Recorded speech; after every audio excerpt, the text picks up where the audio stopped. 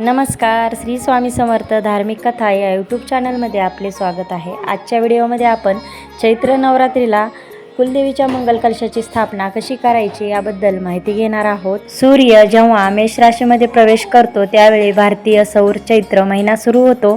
चैत्र महिन्यात वसंत ऋतूची सुरुवात होते।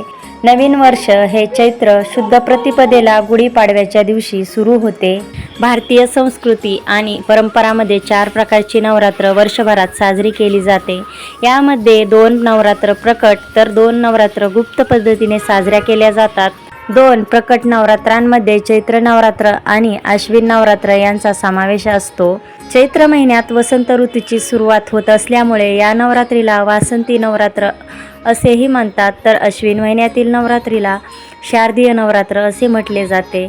शारदीय नवरात्राप्रमाणे चैत्र नवरात्रीलाही अनन्य साधारण असे महत्त्व आहे। जाणून घेऊया चैत्र नवरात्र का साजरी केली जाते आणि त्याचे काय महत्त्व आहे आणि आपण पूजाविधी बघणार आहोत। वर्षभरात 4 नवरात्र साजरी केली जातात। चैत्र महिन्यात पहिले नवरात्र साजरे केले जाते, दुसरे नवरात्र जून जुलै महिन्यात, तिसरे सप्टेंबर ऑक्टोबर या कालावधीत, तर चौथे नवरात्र जानेवारी फेब्रुवारी महिन्यात साजरे केले जाते। याचपैकी चैत्र आणि शारदीय नवरात्र प्रकटपणे साजरे केले जातात, तर उर्वरित 2 नवरात्र गुप्तपणे साजरे केले जातात। प्रकट नवरात्रात नवदुर्गेची पूजा केली जाते, तर गुप्त नवरात्रात सिद्धी प्राप्त करण्यासाठी विशेष मंत्रांचे जप केले जातात। या काळात देवीच्या महाविद्या स्वरूपाची पूजा केली जाते।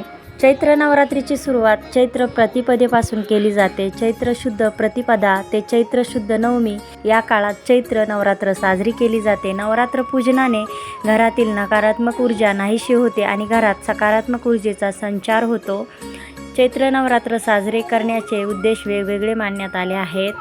चैत्र नवरात्रीला पूजा कशी करायची हे बघणार आहोत। कलश स्थापना कशी करायची, तर इथं मी साहित्य घेतलेले आहे। फुले, हार, पानं घेतलेले आहेत, कलश घेतलेला आहे, नारळ घेतलेला आहे, कुलदेवीचा फोटो घेतलेला आहे, त्यानंतर मूर्ती किंवा टाक घ्यायचा आहे। इथं मी दुर्गा बिसा यंत्र घेतलेले आहे, 1 रुपयाचं नाणं आणि अक्षता घेतलेल्या आहेत, सुपारी घेतलेली आहे, कलावा घ्यायचा आहे, हळदी कुंकू घ्यायचा आहे, तुपाचा दिवा घेतलेला आहे, एका पाटावर लाल वस्त्र अंथरून घ्यायचं आहे, दिव्याची पूजा करून घ्यायची आहे आपल्याला। इथं मी अक्षता ठेवलेल्या आहेत, अक्षतांवर हळदी कुंकू व्हायचं आहे आणि त्याच्यावर नंतर दिवा ठेवायचा आहे। दिव्याची हळदी कुंकू लावून पूजा करायची आहे आणि दिव्याला गंध, अक्षता, फुलं व्हायची आहेत, दीप प्रज्वलन करायचं आहे। यानंतर कुलदेवीच्या फोटोची पूजा करून घ्यायची आहे। कुलदेवीला हळदी कुंकू लावायचा आहे, हार घालायचा आहे, फुलं अर्पण करायचे आहेत, अक्षता अर्पण करायच्या आहेत। कुलदेवीचा कलश स्थापना करण्यासाठी अक्षता ठेवलेल्या आहेत, त्या अक्षतांचं अष्टदल कमल काढून घ्यायचं आहे। अष्टदल कमलावर हळदी कुंकू व्हायचं आहे। कलशावर ओल्या कुंकवाने स्वस्तिक काढून घ्यायचं आहे। स्वस्तिक काढल्यानंतर आपल्याला स्वस्तिकच्या बाजूला उभ्या 2 रेषा ओढायच्या आहेत। कलश पाण्याने भरून घ्यायचा आहे। कलशामध्ये 1 रुपयाचं नाणं, सुपारी, अक्षता, हळद कुंकू आणि फूल टाकायचं आहे। यानंतर कलशाला कलावा बांधायचा आहे। कलश अष्टदल कमळवर ठेवायचा आहे आणि आता आपण यामध्ये 5 विड्याची किंवा आंब्याची पाने लावायची आहेत। यानंतर नारळाची शेंडी वर करून नारळ ठेवायचा आहे। नारळालाही हळद कुंकू लावायचा आहे। कलशालाही गंध, अक्षता, फूल अर्पण करायचं आहे।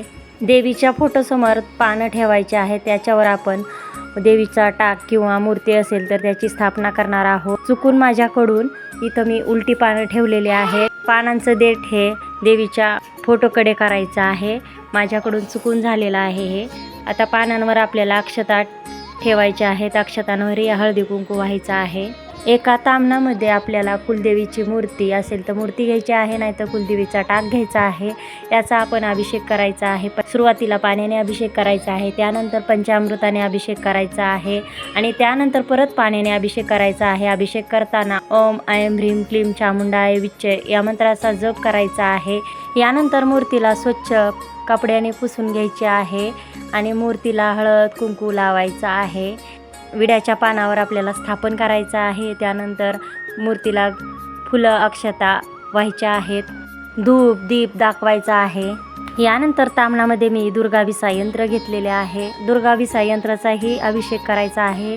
सुरुवातीला पाण्याने अभिषेक करायचा आहे, त्यानंतर पंचामृताने अभिषेक करायचा आहे आणि नंतर पाण्याने अभिषेक करायचा आहे। अभिषेक करताना तुम्हाला मंत्र म्हणायचा आहे, ओम ऐं ह्रीं क्लीं चामुंडाय विच्चे। यानंतर दुर्गा विसा यंत्रालाही स्वच्छ कपड्याने पुसून घ्यायचं आहे आणि विड्याच्या पानावर दुर्गा विसा यंत्र स्थापन करायचं आहे। दुर्गा विसा यंत्रालाही हळद कुंकू अक्षता व्हायच्या आहे, फुलं अर्पण करायचं आहे, धूप दीप दाखवायचा आहे। तर अशा प्रकारे नवरात्रीमध्ये कुलदेवीच्या मंगल कलशाची स्थापना करायची आहे। कुलदेवीच्या समोर रांगोळी काढून घ्यायची आहे। कुलदेवीच्या मंगल कलशाला साज शृंगार करायचा आहे। नवरात्रीमध्ये नियमितपणे दुर्गा सप्तशतीचे पठण करावे। देवीचे स्तोत्र पाठ नसल्यास रेकॉर्ड लावून किंवा यूट्यूबला लावून तुम्ही ऐकू शकतात। पुरोहितांकडून किंवा अन्य जाणकारांकडून श्रवण करू शकतात। नवरात्रीमध्ये दुर्गा सप्तशती ग्रंथाचे 1, 3, 5, 7, 9 किंवा 14 पाठ करावेत। चैत्र नवरात्रीत कलशाची स्थापना करणे शुभ मानले जाते। शास्त्रानुसार असे मानले जाते की कोणत्याही शुभ किंवा शुभ कार्यात कलशाची स्थापना केल्याने सुख समृद्धी मिळते आणि धनधान्याची कमतरता भासत नाही। कलश हे देवता तीर्थक्षेत्रे पावन नद्या इत्यादींचे प्रतीक मानले जातात। कलशाच्या मुखात श्री विष्णू, कंठात महादेव आणि मुळात ब्रह्मदेव निवास करतात। यासोबतच कलशाच्या मध्यभागी दैवी मातृशक्तीचा वास असतो। चैत्र प्रतिपदेला दुर्गा देवी प्रकट झाली होती आणि दुर्गा देवीच्या सूचनेवरून ब्रह्मदेवांनी ज्या सृष्टीची रचना केली म्हणून चैत्र प्रतिपदेपासून हिंदू नववर्ष साजरे केले जाते।